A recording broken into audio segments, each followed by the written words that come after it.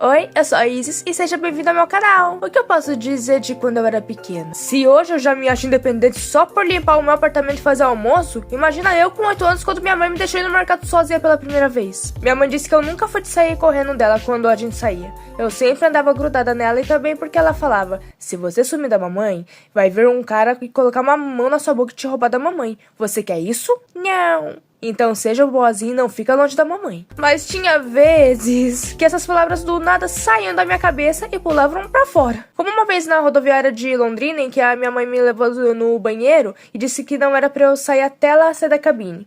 E eu simplesmente saí. Mas Deus acho que me segurou pelo braço pra não ir muito longe e eu na minha cabeça pensei: eu não saí do banheiro totalmente. Tô literalmente na porta dele. Minha mãe saiu e... cadê eu? Ela entrou em desespero e foi correndo pra fora do banheiro e eu tava lá, esperando ela do lado da porta. Ela não brigou comigo por causa que ela deve ter entendido que eu pensei que por eu estar na parede do banheiro ainda tava nele.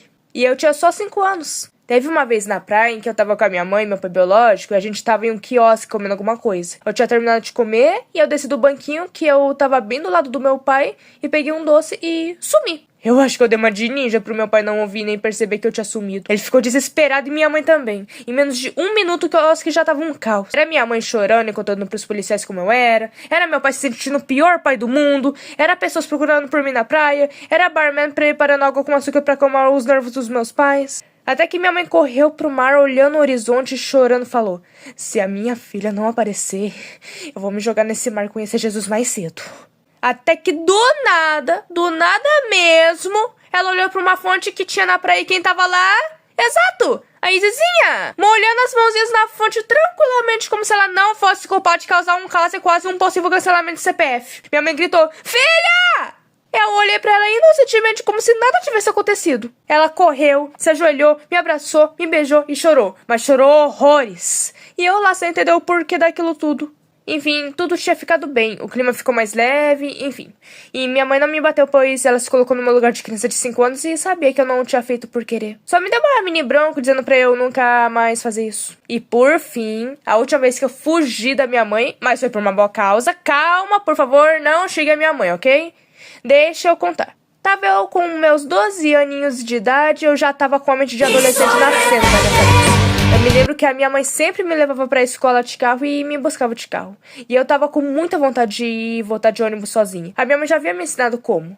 E era muito fácil. Mas, né? Mãe é mãe. E ela achava que eu podia me perder, ser sequestrada. Até que um dia na última aula, teve uma aula vaga e saí mais cedo. Vou ligar pra mãe pra ela vir me buscar. Peraí, eu passo de ônibus. E ainda vou deixar ela muito orgulhosa. Perfeito! Vai ser uma surpresa quando eu chegar lá de ônibus. Avisei o diretor que eu ia embora de ônibus e como eu não era a única a ir de ônibus, ele concordou. Chegou o ônibus e entrei e me sentei e coloquei meu Slipknot pra tocar. Mal sabia eu que minha mãe estaria chorando feito louco e quase ligando pra polícia. Eu cheguei em casa normalmente e vi minha mãe chorando. E eu fiquei tipo, ué, o que aconteceu? Ai, filha, que susto! A mãe pensou que você tivesse sido levado ou se perdido. Você me deixou muito preocupada. Mas, mãe, você viu que agora eu posso andar de ônibus sozinha. Mas só anda de ônibus pra ir pra escola, tá bom? Ai, mãe, eu sei. Eu tinha ido de carro buscar você como sempre, mas quando o diretor falou que você já tinha ido, eu entrei em pânico. Eu quase liguei pra polícia, mas daí decidi ir no terminal pra te buscar, mas você tava tão tranquila que tinha chegado bem que deixei você ir embora pra casa sozinha. E a gente entrou em casa normalmente. Se gostou, não se esqueça de deixar o like e se inscrever pra mais histórias da minha vida.